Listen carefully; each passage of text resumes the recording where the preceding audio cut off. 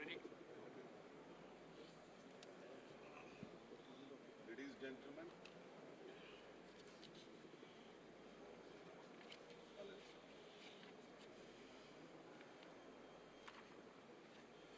hello, hello, check. Ladies and gentlemen, councillors, EXCO members, TPC committee, all delegates and dignitaries, we once again welcome you in the 31st ISSCT Congress. We are in the second day, and after post-lunch session, we are starting the panel discussion on a very important topic that present challenges what are ahead with to the global industry, global sugar industry. So we were thinking that it's about India, we understand and we know day to day what is happening, how it is. This is really a great chance for all of us to exchange and see the views of eminent speakers sitting here. And this will give us a wholesome view of global challenges against our industry. With us today, we have Dr. Raul Castillo. He is ISSCT Chairman of Council and Executive Committee. He is the formation of agronomy, PhD in plant breeding and genetics, MSc in plant genetic resources. He has been leader in plant genetic resources and biotechnology for 17 years at the National Research Institute of Ecuador. And then he was plant breeder and Director General at Sugarcane Research Center of Ecuador for 25 years. Represented Ecuador in several international forums like FAO, South African Network, World Bank projects, etc. He had more than 45 years of experience in research and management and regional networking and fundraising. So we welcome you, Dr. Castillo. Our second speaker is Dr. Brian Laverick, ISSCT Co-Product Commissioner. He is a senior technologist from Mackay Sugar, Queensland, Australia, and has over 30 years of experience in sugar industry. Brian has completed his PhD in bagasse co-products from James Cook University, Townsville, Australia. And he previously worked with Sugar Research Institute based at Mackay. Brian is currently co-product commissioner of ISSCT, and he is commissioner since 2006. Our third speaker, Dr. Jean-Claude Atre, ISSCT General Secretary. Dr. Atre has been involved in scientific research and development for more than 55 years. He has served Mauritius Sugar Research Institute, MISRI, for 40 years from 67 to 2007 and was director from 1996 to 2007. Dr. Atre is presently chancellor of one of the biggest universities in Mauritius since 2015. He has been chair of pathology section, commissioner of biology, chair of technical program committee, and past president of ISSCT also. He has authored more than 200 peer-reviewed scientific papers and more than 100 expert reports. He has greatly contributed to the advancement and knowledge on agriculture crops, including sugarcane, not only in Mauritius but all over the world. Dr. Atre has visited more than 60 countries, mostly in relation with sugarcane production, and has taught sugarcane production to professionals of more than 40 nationals. He is honorary life member of ISSCT since 2010.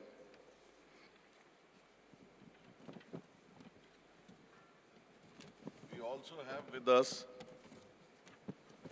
Mr. Aditya Junjunwala. He is presently President of Indian Sugar Mills Association and also Managing Director of KM Sugar Mills Limited. The KM Sugar Mill is a listed company manufacturing sugar, cogeneration and ethanol based at Ayodhya district of Uttar Pradesh, a very holy place where our Lord Rama has born. He is currently beside the president of ISMA, he is also apex body and co-chairman of Indian Sugar and Enzyme Corporation Limited. This company is engaged in export of sugar. He is also associated with various leading industries bodies like CII, HICC, Young President Organization. Unfortunately, Vijayan Irani ji is not able to come today. Our fifth speaker, Mr. Sameer Sinha, Chief Executive Officer of Sugar Business Group, Triveni Engineering Industries. He has a very vast experience of industry. He is in the office of Sugar Business Group, Triveni for a very long time, and he is a alumnus of prestigious Indian Institute of Technology, Kanpur, and Indian Institute of Management, Ahmedabad. He has extremely successful tenure at L&T, Larsen & Toubro, Shaw Wallace Company, and VAM Organics, which is now called Jubilant Life Sciences, having worked across the diverse range of sectors prior to joining Triveni. At Triveni, he is heading strategy and responsible for most of the collaborations and led extremely successful business process reengineering and efficiency improvement. Mr. Sinha has extremely active policy advocacy and especially in the areas of co-product and is a strong proponent of the sugar industry's role in decarbonization, clean development mechanism, being a pioneer in the issuance and complete process of modernize of carbon credits. So we welcome you all, and I request you to give a great applause to all of our speakers, which will deliberate on this subject. So my first question will go to Sinha Saab. We all know that Indian industry is having a good time in terms of ethanol blending program, government policies. So it is aggressively pursued program in India, blending of petrol. And Government of India has rather preponed, and they want by 2025, 20%. What are the challenges you feel across the entire value chain of supply, distribution, and consumption in achieving this and beyond? Thank you, Sanjay. It is a very insightful and interesting question and covers the entire gamut of the value chain of ethanol over here. So at the outset, let's recap the facts. We know that the ethanol blending was over 10% last year, which was double of what it was 2 years back, and about 7 times of what it was in 2014. We supplied about 400 crore liters, and for the benefit of people who don't understand crore, it's 10 million in the last ethanol supply year. And the target of E20 is about 1,000 crore liters in 25-26.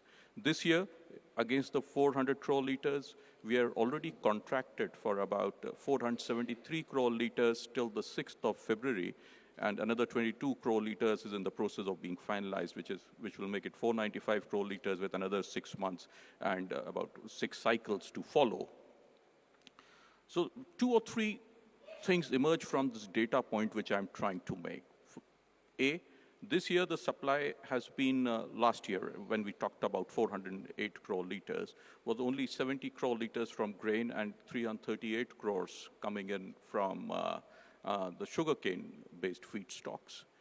Against that, this year already it's 120 crores for grain and about 353 crore liters so far of sugarcane-based feedstocks. And the second data point is that, there is an increase in the cane juice ethanol or the cane syrup ethanol from about 80 crore liters to about 135 crore liters. So what it tells us is a very simple thing that, and that's my personal view, is that the majority of ethanol for E20, when we are looking at 1,000 crore liters, is going to come from sugarcane-based feedstock, A.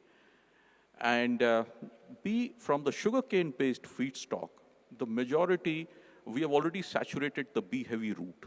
So the majority of the ethanol is going to come from the cane syrup model over here. So it would be cane syrup ethanol going forward. My view is that it could be 2/3, 1/3, instead of the 50-50 which the government is thinking about. However, for that to happen, there are 2 or 3 important things that need to happen. One is that there needs to be a tweak in the pricing of the cane juice ethanol. We are looking at an increase of 5 rupees maybe, which is not huge. I mean, it's just 6-7% increase over the kind of administered pricing that we are getting. And this will lead to a huge augmentation of capacities going forward. And the second thing is also, with the price elasticity of demand for grain, there needs to be an increase in the pricing of grain by at least about 3 rupees, and the administered price to be fixed by the government, and which could be indexed to the food grain pricing. Most of this is surplus grain, which comes from the FCI, and therefore that can be done. So that's from the supply perspective. Now, coming back, since you asked 2 other questions, one was on the offtake perspective. If I'll just take a minute more.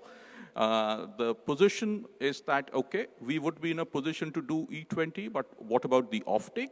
Now, offtake, the SIAM's position, which is the Society for Automobile Manufacturers, is very clear that we have material compliant E20 vehicles coming in from April of this year, A, and B is that the ready-to-use E20 vehicles, where the engine is tuned and optimized, will come in from 2025. Now, what it means, and also there are about 7 models which are already in the market, which are materially compliant things. However, for the consumption to take a spurt, you need to push for the production of the FFVs in Brazil, just like in Brazil. And this will lead to a spurt in ethanol offtake. How will this happen? Give tax breaks to FFVs, just like you are doing it for EVs. Go in for the reduction in GST to 5%, road tax registration benefits, A. Also, examine the possibility of price differential for higher ethanol blends, just like it is there in Brazil and US. The third thing is, what happens to a fleet of old legacy vehicles? Now, ISMA has given a study to IIT Delhi, which has come out with very promising results. You just fit in a kit imported from Europe, Finland. Doesn't cost much, about $100 over there. And what it does is that this study has seen vehicles move up for about tens of thousands of kilometers on E20, E30, E40, E50 with no complaints at all to the vehicle. So therefore, the government needs to have a popularization of the legacy vehicles going in, and the mass production of these kits or mass import of these kits. And dispensing, of course, will be E10, moving up the intermediate blends of E12, etc., happening in, and the new dispenser being set up just like in Brazil for E100. And the OMCs, in terms of distribution, will need to have larger depots for aggregating the blended ethanol and transporting it through rakes or even pipelines. So that's the view I see, which will cover the entire value chain, right from supply till distribution till offtake.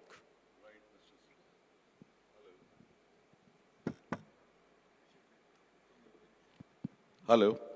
Right, Mr. Sinha. So you feel that moving towards E20 is not an issue. We are very much geared up. That's great. So moving away from India, we all know that Africa has great resources and still they are net importer of sugar. Lot of greenery is there, but we all know that cane cultivation looks easy, but not so easy. So we see that there is a lot of potential of sugar cane. A lot of natural resources are there. My question goes to Gene Cloud. What do you feel that developing a sugar cane, how is a big challenge? and why this challenge is creating so much problem that even sugar plants, I have seen few plants have been set up easily, but they are not getting full cane. So not only in Africa, this problem is at many places, but let's talk of Africa, and we want to understand that how Africa can grow more cane to become self-sufficient, and this net importer tax should be removed.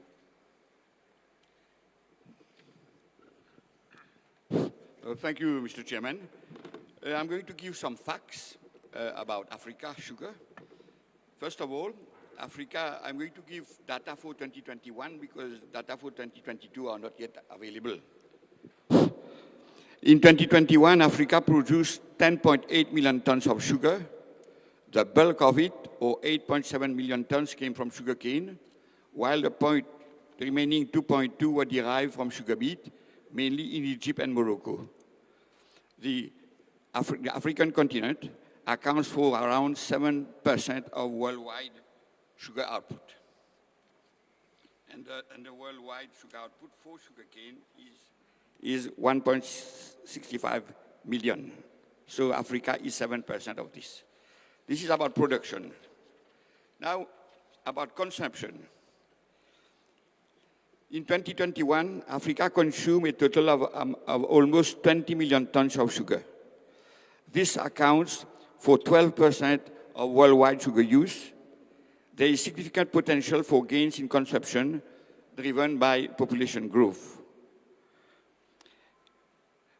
If we look at figures, in fact, in terms of world sugar consumption, Africa is at 11.8%, although it has a rather large population.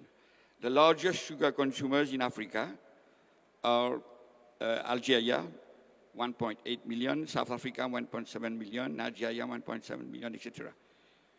Now, when it comes to export, Africa does export sugar, and South Africa and Eswatini, which was called Swaziland, are among the 10 top sugar exporters worldwide.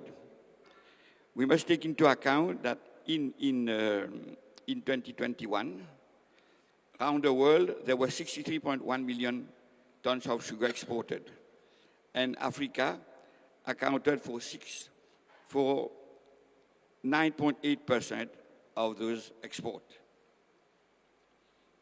Also, we must take into account that significant volumes are re-exported. Somalia, Djibouti by transshipment, and Morocco from a large raw sugar refiner. Now, the last set of data is about imports. Africa in 2021 imported a total of 15.6 million tons of sugar. The continents account for about 25% of worldwide sugar imports, which is 63.15 million tons. And the largest sugar importer in South Africa is Algeria, with 2.46 million tons, followed by Nigeria, 1.57, Sudan, 1.5, etc. So these data indicate that there is potential under all scores in Africa, either for production, for export, for importation, etc. But if we look at the sub-Saharan region, it has a particular position in the market today. It holds the greatest potential for sugar consumption growth of any global region, with below average per capita consumption and above average population growth. So these two factors put together represents a great potential for sugar consumption growth. Africa has abundant resource for the expansion of agricultural production in general and for sugarcane in particular. It has the potential, like elsewhere, for diversification into biofuels, cogeneration, and cooking fuels. Meanwhile, the industry in Southern Africa hold some of the best production cost credentials in the sugar world.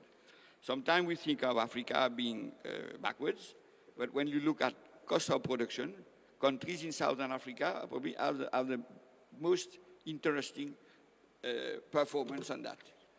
So, to conclude on this data, sugarcane can be used not only as a foodstuff, but as a sustainable and renewable source of energy.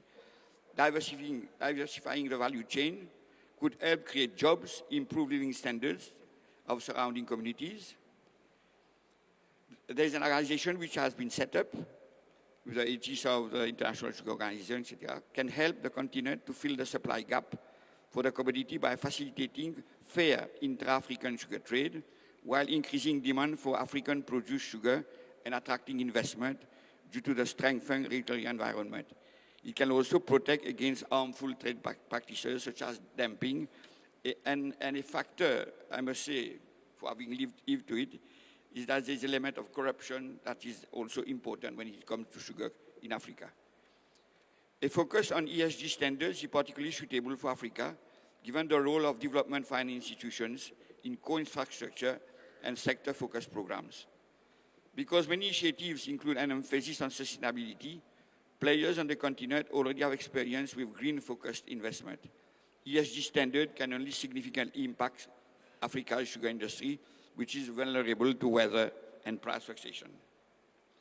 While in sub-Saharan Africa, per capita sugar consumption is approximately half global average, world average, the market is set to have one of the largest increases in consumption in the coming years, highlighting its importance for international markets.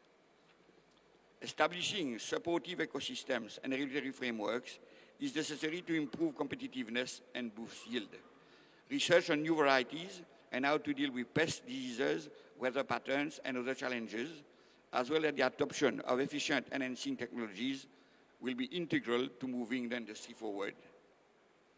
Lastly, investment in supporting infrastructure, especially refining facilities, and a concerted focus on international best practices can help boost the segment's added value and improve its competitiveness in global markets. But I have not replied to one aspect of what Sanjay put forward. Actually, is why do projects do not succeed? That was your question. The potential is there. The market is there. The thing is about political will. The potential is there. The market is there. Why projects fail?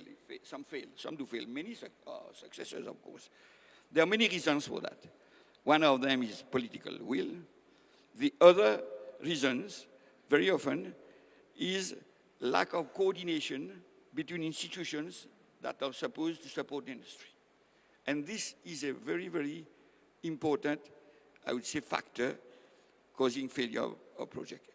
And as mentioned, you see, in Africa, in many countries which I know, there is no interest from top officials to have the country producing sugar. Those who know what I'm talking about know what I'm talking about.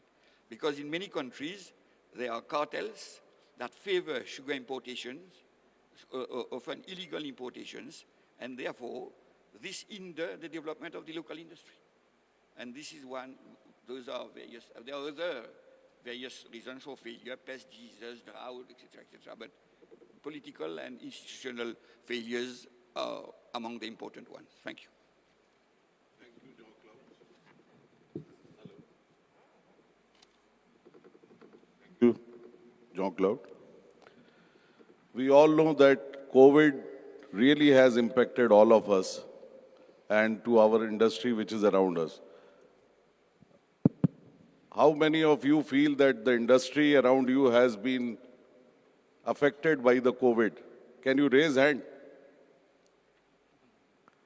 So you feel that there is a difference between pre-COVID and post-COVID time. Now we would like to throw this question to our Dr. Raul. We will try to ask him that really COVID has changed our lifestyles and impacted the industry worldwide. What is your view on pre- and post-COVID era in sugar industry? Thank you, Sanjay, for having me here. Distinguished panelists, good afternoon, and everybody, good afternoon. I think that is a big question for everyone, especially for me, as I'm not from the medicinal side of the COVID issue. But everyone has been through this pandemic. Everyone is afraid of this invisible enemy. So the COVID has been affecting all our homes and industries, and also destroyed very small industries that were just establishing and trying to set up.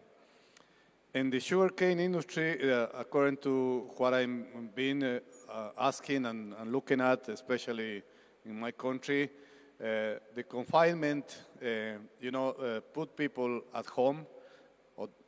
During those days that the pandemic was in a high level and the governments were asking people to be at home and not going out for any reasons, the sugar industry was kind of reducing their sales. But as the days were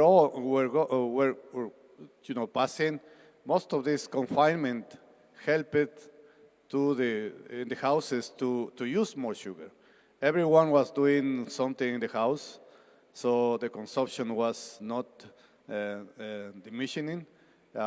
People was, baking bread, baking pastas or whatever at home because we couldn't go outside to buy food even. So the sugar was there. That was a good thing. However, the production was going down because not many people could go outside and work easily.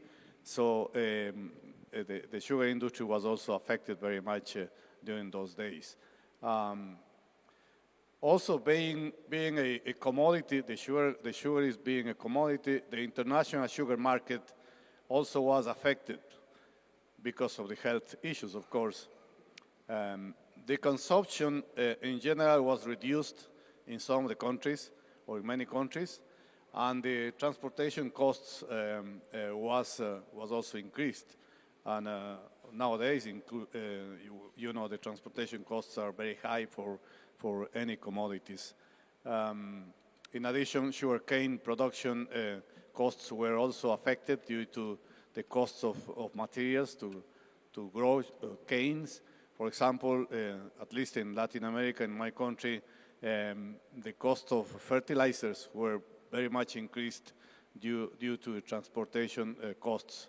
Some of the time, a bag of 50 kilos of urea or nitrogen was doubled or three times the cost of before the pandemic.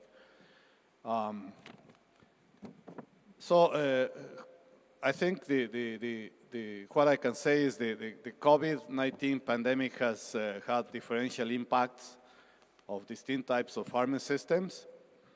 The small and medium scale farming systems were the most affected in Latin America, and the largest scale of smallholders perhaps, and the smallholders perhaps showed greater resilience to COVID.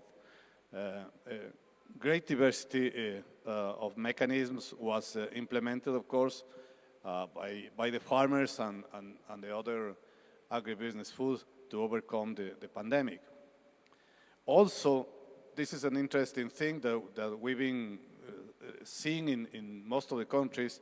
The pandemic forced to respond to mechanization challenges in most of the industries because there were less people to work in the country, so they have to develop systems for mechanical harvesting, mechanical planting, and so on. A great diversity of mechanisms was implemented by farmers and other actors to bring these new technologies. And we know that the sugar, for example, the global sugarcane harvester systems or market size was projected to grow 1125 million in 22, to about $1434.6 billion in 29. So for the market, for mechanical harvesters and mechanical planters and so on, it's going to be a good business for this situation. So if we escalate the mechanical cane harvesters, for example, this should reduce the cost of cultivation also because we will use more mechanical planters and mechanical, weed controlling systems and so on. However, we still have the presence of this virus as an invisible enemy in our industries. So we have to deal with many other issues as well in order to become more resilient. We are a resilient industry, but we have to go looking for alternatives of improving our systems of cultivation, harvesting, use of machinery, and so on.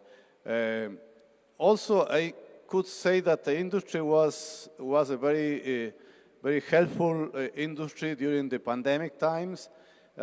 Most of the mills, the sugar mills, all the companies, the sugar companies were prompt to help people with different issues like donating sugar or donating alcohol to the communities in order to control the pandemic. So it was something that we saw there, and even in communities in isolated, relatively isolated communities where the mills are located, the companies were providing food, even buying with their facilities and distributing in the small towns.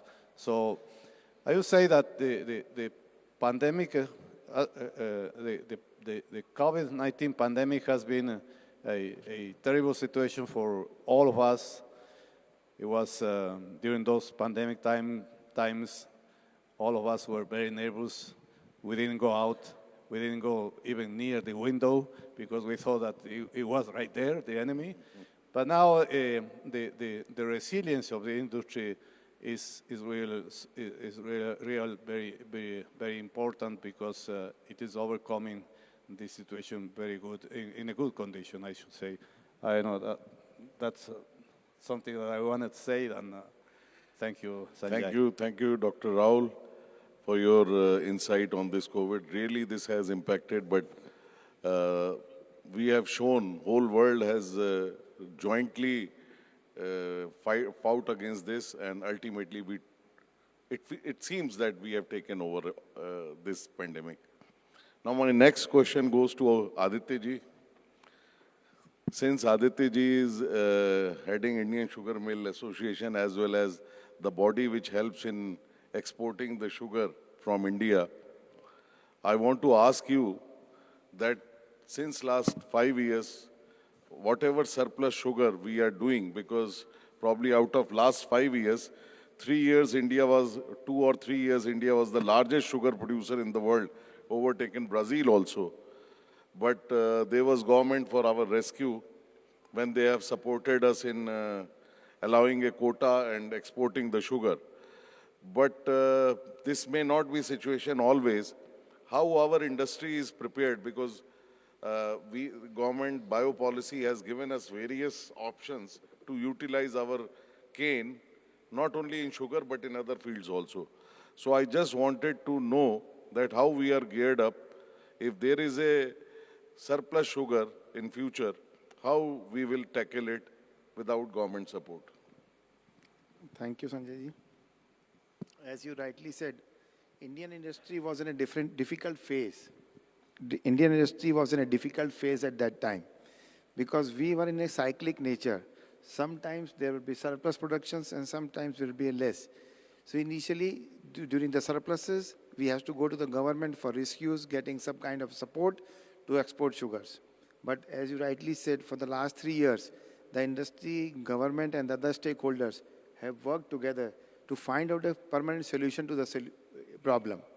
Now, being a surplus production also, we are in such a better situation the industry is to tackle the surpluses. Currently, as Sameer ji has rightly said, we have achieved 10% ethanol blending. And in lieu of that, we have converted 35 million lakh tons of sugar into ethanol. And this year, our target is to achieve 45 lakh tons of sugar to be converted into ethanol. So if you see, really, the industry is progressing, more capacities are being built up, more diversion of sugar has to be made into ethanol. And as ISMA, we have taken a challenge, or maybe target has been taken up to convert 100 lakh tons of sugar to convert into 1,000 crore liters. That is the vision of ISMA we are thinking upon. So now we were like, in the industry was apprehension, sometimes there was a surplus of sugars. But now we are promoting more sugar productions and more of on the variety size, because we can have more production on the same land. So we have to grow vertically, the yields and the recoveries needs to be improved. Because the capacities have been increased in such a manner that the sugar, whatever is required for the country, that is approximately 275 lakh tons. And apart from that, there's a good balance between international exports and the domestic conversion to ethanol. So the kitty of ethanol is so huge that the industry can take it to the best of the levels. Whatever the production we produce can be converted into ethanol. So now the Indian industry is in a balanced situation, and that is also helping the world market. Because if you see, whenever the Indian sugar used to hit in the international market, the prices used to decline. Now, in such a manner, as we have been following the same model that Brazilian has followed. So there is a big balance between ethanol and the sugar balance between Brazil and India, the major exporters of sugar. So the international prices will also be stabilized, whereas it will be good for the industry and for the world as. Thank you. Thank you. Thank you for assuring us that we are moving in a right track with the right balance. Now, I request my friend Brian that can he tell us that what is the use of co-product further and how we can generate more revenue in the sugar industry. You know some of the byproducts which are using as a ethanol or, bio-CNG. But what do you foresee more co-products utilization in a revenue stream in future into the sugar industry? Thank you, Mr. Chairman. Can you hear? Thank you, Mr. Chairman. Well, that's the million-dollar question. We all know we want to move into diversification, and we want to have a plan going forward to do so. And you can read all the books. You can look at Peter Ryan's book. You can read Mr. Kulkarni's book, Mr. Manohar Rao's book, Jean-Maurice Paturel from Mauritius. And you can see there's a list of chemicals there and products that you can manufacture going forward. But the critical question is, can you make money out of it? And what I have been involved in for the last 25 years of my life is I've worked in a sugar company in Australia, and what we do is we actually examine a whole lot of opportunities to diversify. And the bottom line is, normally we can make ethanol. We can make it pretty easily. We can go and speak to somebody from India. They'll supply us with the equipment. We can erect it. We can actually manufacture it. But the bottom line is we have to be able to market it. And I think the minister made in his opening remarks is you have to have a marketable commodity. You have to have someone is willing to buy it at a good price. And that usually is the biggest stumbling block. I've also seen some really bad situations happening. I know in Australia, one of the mills wanted to go into co-products. They wanted to make furfural, for example. Really nice, easy process. C5 sugars, you convert it into furfural. It's not a really hard technology. But they managed to burn their fingers on it, and they actually went bankrupt. And they had to be bailed out. So the main issue is from what I have seen is usually the technology is the easy part, surprisingly. The other part about going into diversification, and there's very little is said about this, is the environmental aspect. You can make a product, but you've also got to have the community behind you, and they've got to be wanting that you're not polluting the environment. And very often when you go into fermentation, people don't actually look at that aspect. And that's one of the first questions that I always ask of anybody that's going to go into diversification. I'll just sort of give you some of my experiences as far as what's happening in the world. So Australia is very far behind as far as co-products goes. What we're doing at the moment is effectively is cogeneration, and we're basically about 20 years behind India in that. We do animal feeds, and we have some very small line sort of producers, things like, I'm just trying to think offhand, but garden mulches and that sort of thing, very simple things. You go overseas and the big companies, the big India and Brazil, and you look what's actually happening there. So India and Brazil, we've talked a lot about ethanol. I'm not even going to go there. And the same thing with Brazil. Brazil have also moved into other areas, but unfortunately they don't really like to talk too much about it. And the reason is pretty obvious. If you're making money out of a co-product, you're not going to go and tell everybody about it. You're going to sell it and you're going to make a profit and you're going to keep it quiet to yourself. So very often you'll find that there's organizations out there really doing well. So for example, there's somebody making farnesene in Brazil. They wanted to make farnesene, which is a hydrocarbon from fermentation. And the idea was to actually go into the diesel market and into sustainable aviation fuel.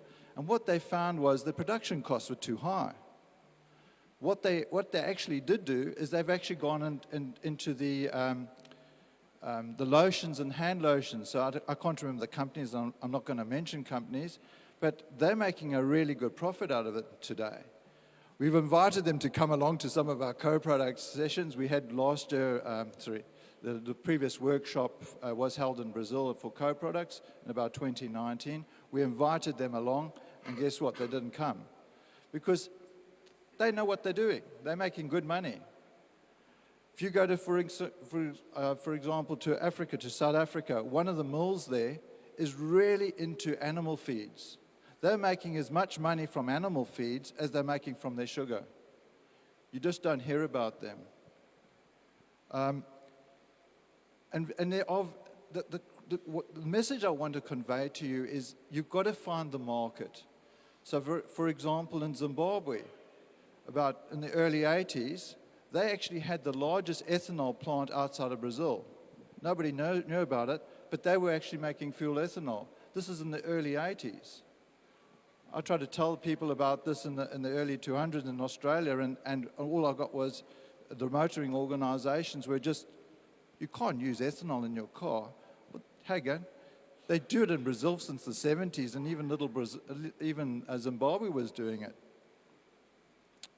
So there's all sorts of there's particular novelty things that are out there. The other thing that I want to really make a point is that what's actually happening today, what is really hot? Well, what is really hot is at the moment is climate change. Things are going to be changing in the next 5 to 10 years regarding climate change. Everybody's going to be looking at your carbon emissions. Everybody. Throughout the world, including Australia, India, Brazil, Africa. Everybody's going to be looking at that. So things are going to have to change, particularly around sustainable aviation fuels. That's a massive market is developing there. Airlines want to buy sustainable aviation fuel, but they want to get it at a decent price. So there's a lot of work being done in the background about that. The other thing that is also developing is synthetic biology. They're developing new types of microbes that can do all sorts of weird and wonderful things these days. And that's a really hot topic. I don't know if the sugar industry will be able to tap into that as part of that, but what you will be finding is there'll be little startups that are developing these microbes, and then they're going to be knocking on the doors of the sugar producers as wanting sugar as their feedstock. The feedstock can come from basically sugar, sucrose, or it can be from cellulosic applications. The last thing I really wanted to say is, and I wanted to keep the message short, is second generation ethanol. Second generation ethanol is happening now. One of the leading sugar companies in Brazil have had a second generation ethanol plant since about 2014, 2015. As part of the co-products group, we actually visited their plant. They were very open about the detail of that. If you have a look at their production was awful. Their yields were awful when they started. And they had to spend about 5 years developing their technology with technology providers, the enzyme, the people, and they have now got a process that is really working well. And they're now deciding to go ahead, and they've actually announced 3 second-generation ethanol plants in Brazil. They want to have 20 by 2030. That's a really hot thing. But they've developed their technology. They spent 5 years. It cost them a lot of money. But that company had deep pockets. That company is half owned by a leading oil company, and they actually provided the initial technology, and that technology was developed in the early 200s. It came from Canada, of all places. It was called IGEN. I hope that's given you a bit of a thought about some of the things that are out there. As I said, there's a multitude of different products. You've got to keep your eyes open. The critical thing is market. If you can find that market for a particular product, and you can make that your product at a cheap price, diversification will be a winner. Thank you, Brian, for your valuable insight on this. Now we move on from Australasia to Latin America. I will ask one question to Dr. Raul, that what is the future prospect of sugarcane in Latin America? I'm not seeing too many projects coming out in that area. Is the cane static or not growing, or what is the reason? So we just want to hear your views on Latin America. Thank you, Sanjay. I have to start saying that 52% of the world's sugar production comes from the Americas. That includes North, Central, and South America. And from this, 79% of sugar comes from Brazil. Brazil is the biggest producer of sugar and nowadays I would say ethanol in the world. So we have to have this in mind because we have the biggest producer in Latin America, and that's a different world that compared with the other countries in South and Central America specifically. Also, sugarcane. Giving you a little bit of story here. Sugarcane was introduced to the Americas by the Spaniards in 1493, so almost immediately as they arrived to the Americas. So they also brought the sugarcane there, and the sugarcane was adapted very well, especially in the Caribbean, and then distributed to the other countries. And the Portuguese brought to what is called now Brazil, in 1532, the sugarcane for cultivation already. So since then, sugarcane has become an important product for trade and commerce in Latin America. In some of the countries, the sugar industry is the basis for the economy even. Today, most of the countries have, I would say, a prosperous industry, most of the countries. Some of them are a little bit less than others, but it is going well in most of the countries, especially those that have programs for development and research. Brazil, for instance, since 1975, created the project called Pro Alcohol, was the basis for the use of bioethanol, and since then the bioethanol has been very much commercialized in Brazil. Of course, they also import some alcohol from other sources like corn, so they have this vast use of ethanol in Brazil. Otherwise, if they would produce only sugar, we will be in trouble all around the world because they will be full of sugar. Anyway, Brazil is still producing about nowadays 7.5 million gallons of ethanol, which represents about 27% of the global output of bioethanol. Other Latin American countries like Guatemala, Colombia, Argentina, and Peru also have developed and applied very updated technologies, which is helping to the industries to be developed in a well and productive way. However, in some of the countries, we still need to work hard. For example, in Mexico, due to the land distribution, and especially with the small farmers and the wide regional distribution of the sugarcane, still wait for significant improvements for production. But in some regions, it's coming very interesting in developing good production of cane. Other small sugarcane producing countries also adopted new cultivars. I can say in case of my country, Ecuador, for example, like I showed this morning, with the sugarcane industry set up a research center which is helping a lot to keep a sustainable production system with new varieties which are in the process of adoption and improving the production. It happens in Colombia and in other countries that have research centers.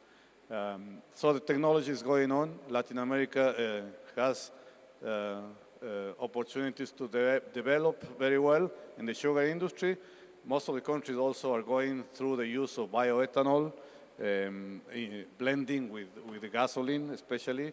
Most of them are using up to 10% of bioethanol mixing or blended with the gasoline. So it will be opportunities to develop more and more use of the sugarcane, and either by producing sugar or bioethanol, or perhaps in the future new or diversifying the use of the cane. Okay, thank you.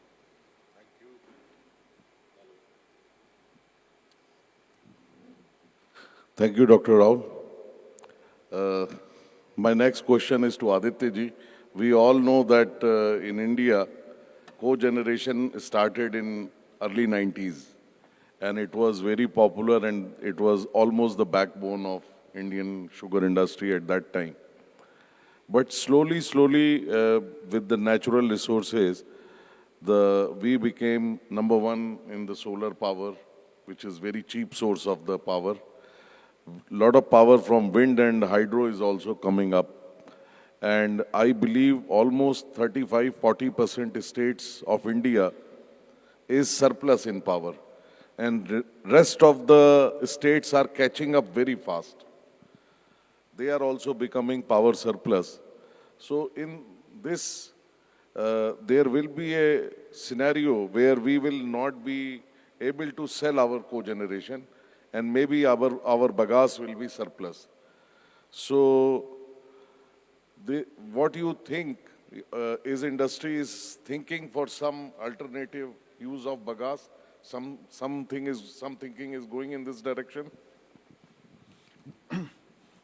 As you rightly said, there has been a decline in the purchase price because of the disruption which happened in this sector. Because the prices from the solar, wind and hydro came to that level that the prices of the cogenerated has not been able to match with the current prices. Naturally, the industry has to find out some other ways to get a better realization of their bioproducts.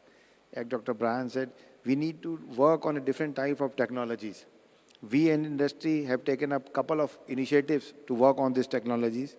Firstly, we are trying to fix up with the paper mills, particle boards, MDF. These are the one opportunities that the industry is looking on to get into the convert into bagasse. The technology is available, the market is available. But apart from that, we are also working on 2G ethanol. As we know, India has already started one of the plants on 2G. So there is a huge scope to convert bagasse into a 2G ethanol, which will be the future, and the price in the international market is good because of the carbon neutrality, and that is what we also need to look on, the green fuels. Apart from this, we are also looking on getting green hydrogen. That is one thing the industry should look. The technologies are available, but we need to work more on that technologies part. We saw there's one of the plant which has been working on biomass, so we need to convert and adopt to work on this kind of a technology so that we can convert into green hydrogen. And whereas as our distilleries are progressing, we have a surplus of CO2. So we can also look into methanol, which is another one thing. By hydrogen and CO2, we can go into methanol. That is one other aspect or maybe thing that we need to work on. So I feel there is a lot of other scopes which are coming up. CBG is a big scope now. And the government is pushing it like too much on a hard, and government is with us to the industry, supporting the industry to build up more capacity on CBGs. So there's a lot of things that has to be done and can be done in the current scenario. We are still on some stages we have crossed, but still there are some on the learning stage. But I feel there should be not a problem to the industry while handling bagasse, press mud. These are all assets of the industry that we need to just work upon and get a better realization to help the industry. Thank you. Of course, it looks like 2G will be a future. So we move on to our next panelist, Ms. Dr. Jean Cloud. I would like to know from you, we are regularly seeing that country to country, field to field, state to state, productivity of cane is different. Some of the states are even recording double the productivity of one state. So much of variance is there. And India is still not at par with the world as far as per hectare yield is concerned. And probably so many other countries in the world is also trying to achieve high yield per hectare of cane.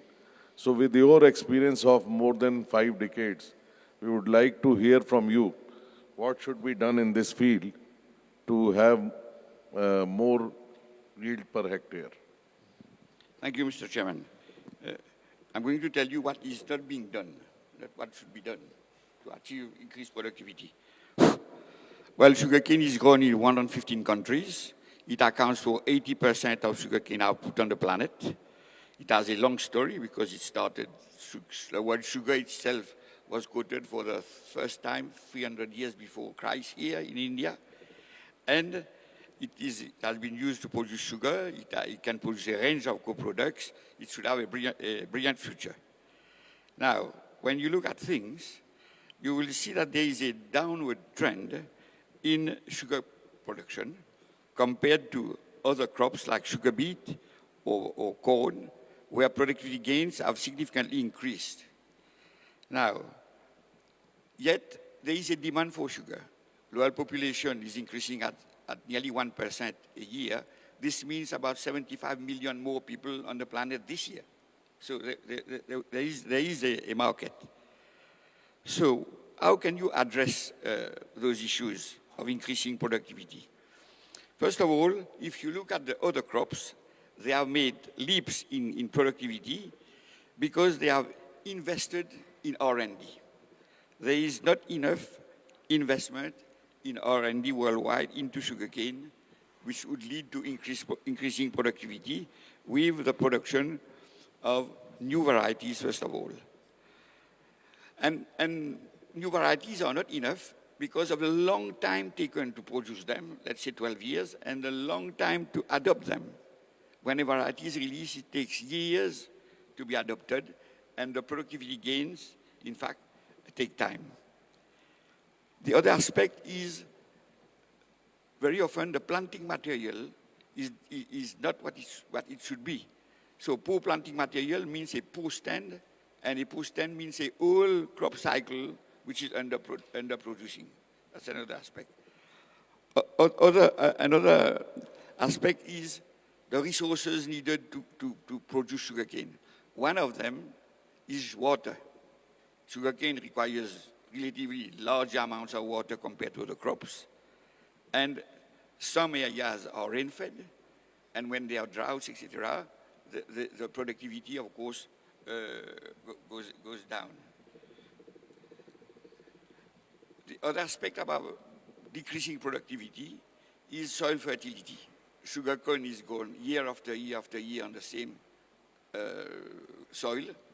If there is no crop rotation and proper practices, productivity will go down, and it is the case in monocultural sites.